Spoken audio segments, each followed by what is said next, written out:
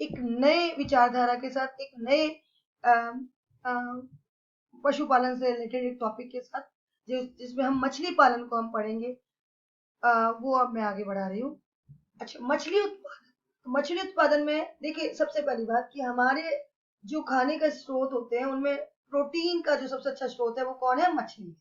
अब मछली पाने के दो तरीके, एक तो प्राकृतिक संसाधन, नेचुरल रिसोर्सेज, जिसको हम मछली पकड़ना कहते हैं। हम तालाबों से और अलग अलग जगहों से मछली को पकड़ते हैं और फिर हम मछली को का पालन पोषण करते हैं। पहले हम मछलियां पकड़ते हैं और फिर उन मछलियों का रख रखाव करते हैं, उनका पालन पोषण करते हैं।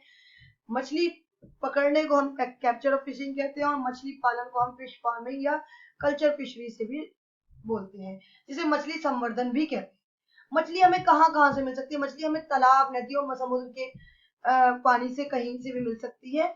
मछली दो तरह के जल में मिल सकती है हमें, एक तो लवणीय जल होता है और एक अलवणीय जल होता है। लवणीय जल जो कि हमें समुद्रों से मिलता है और अलवणीय जल तालाब, झील, नदियां, इन सब से मिलता है। लवणीय जलियों की जल में पाई जाने वाली मछलियों के नाम है कटला, रोहू, उलेट। और अलवणीय जलों में टूना, शार्क, कॉड, इस तरह की मछलियां होती है। स्रोत के आधार पर दो प्रकार की मत्स्यिकी के नाम बताइए। दो तरह से हम मत्स्यिकी कर सकते हैं, फिशरीज कर सकते हैं। वो क्या है? समुद्री मत्स्यिकी और अंतःस्थलीय मछली। मतलब एक तो मैरीन, समुद्रों में हम फिशरीज करें और एक इनलैंड फिशरीज करें, अंतःस्थलीय करें।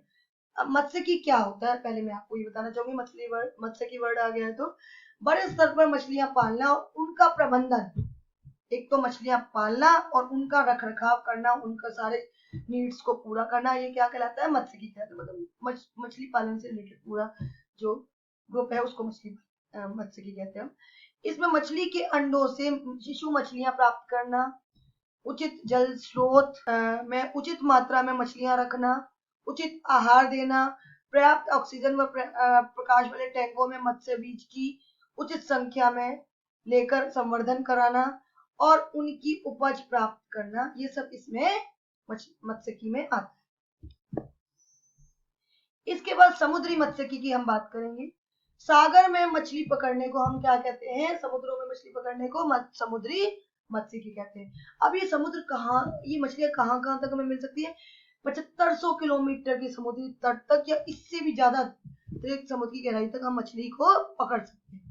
मछली पकड़ने के लिए विभिन्न जालों का उपयोग नावों द्वारा किया जाता है। मतलब नावों में वो जो मछुआरे होते हैं वो जाल को फटाफट डालते हैं और मछली पकड़ते हैं। मछलियों के बड़े समूह को हम सैटेलाइट, मतलब अगर हमें बहुत ज्यादा अमाउंट में इसका काम करना है तो हम सैटेलाइट के थ्रू भी या जीपीएस के थ्रू या प्रतिध्वनि जो इको आती है, गूंज टाइप जो आती है, उससे भी हम मछलियों का पता लगा सकते हैं। इसमें अब कौन कौन सी मछलियों का हम काम कर सकते हैं? पॉम्फ्रेट, मैकल, टूना, भेटकी, प्रॉन जिसे झींगा कहते हैं, इन सब मछलियों को हम समुद्री मत्स्यिकी के द्वारा पकड़ सकते हैं। एक वर्ड आता है हमारे यहाँ मैरीकल्चर या समुद्री संवर्धन। अब ये क्या है? कुछ आर्थिक महत्व वाली समुद्री मछलियों को समुद्री जल में संवर्धन भी किया जाता है। मतलब हम कुछ मछलियों को हम व्यावसायिक रूप में या उनसे कुछ फायदा उठाने के रूप में जब हम काम करते हैं तो उनका समुद्री जल में ही हम उनका संवर्धन करते हैं, तो उसको हम कहते हैं मैरीकल्चर। अब उसमें एग्जाम्पल कौन कौन से हैं? मुलेट, भेटकी और पल्स पॉट। और कुछ कवचीय मछलियां जिनके कवच होते हैं, जैसे झींगा, प्रॉन्स। मुझे याद है जब मेरी सिस्टर्स बायो पढ़ती थी तब वो प्रॉन्स के डाइसेक्शन करके आती थी। अब तो डाइसेक्शन नहीं होते हैं। तब वो बताती थी कि हमने आज प्रॉन काटा। मसल तथा ऑयस्टर्स, और साथ में ही कुछ समुद्री खरपतवार, जो खरपतवार हमने लास्ट टॉपिक्स में पढ़ा हुआ है। तो ये सारी ये जो है ये समुद्री संवर्धन में हेल्पफुल है। ऑयस्टर का संवर्धन मोतियों को प्राप्त करने के लिए, ऑयस्टर आपने बहुत सुने होंगे, टीवीज में बहुत कुछ इसके बारे में बताया जाता है। तो मोतियां प्राप्त करने के लिए हम ऑयस्टर्स का यूज करते हैं। इसके बाद हम बात करेंगे अंतःस्थलीय मत्स्य।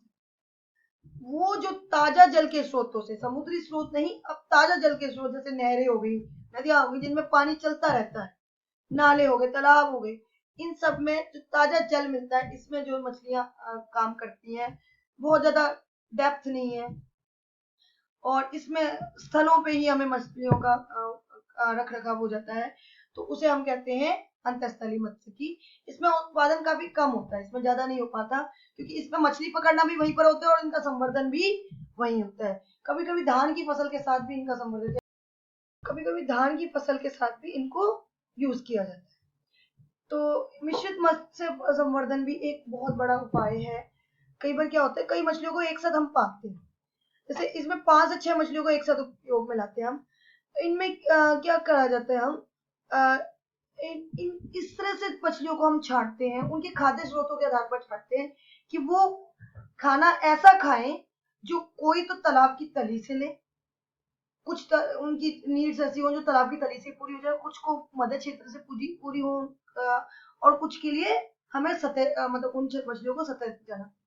तो तालाब की तली से भोजन लेने वाली मछलियों में मृगल और कार्प होती है, मध्य क्षेत्र से भोजन लेने वाली मछलियों में रोहू है, और सतह से भोजन लेने वाली में कटला है। तो ये आपस में एक दूसरे को कम्पीट नहीं करती, और कम्पीट नहीं करती तो इन सबको ही प्रॉपरली खाना मिल पाता है, और इनकी वृद्धि भी, जो उत्पादन है वो भी ज्यादा से ज्यादा हो पाता है। तो इसमें कहीं भी एक दूसरे से प्रतिस्पर्धा की कंडीशन नहीं है। इसके बाद बात आती है मिश्रित मछली पालन कृषि में कैसे मदद करता है। ये मिश्रित मछली पालन जो है वो मछलियों को तेजी से बढ़ने में मदद तो करता ही करता है, साथ में ये पौधों से को तेजी से बढ़ने में भी मदद करता है। क्यों? क्योंकि वे एक दूसरे के संसाधन प्रदान करके लाभ करते हैं, एक दूसरे को साधन प्रदान करते हैं और एक दूसरे को लाभ करते हैं। अच्छा, एक एनसीईआरटी क्वेश्चन और बनता है, मिश्रित मछली संवर्धन से आपका क्या लाभ है। मिश्रित मछली संवर्धन से अधिक मछली संवर्धन किया जाता है।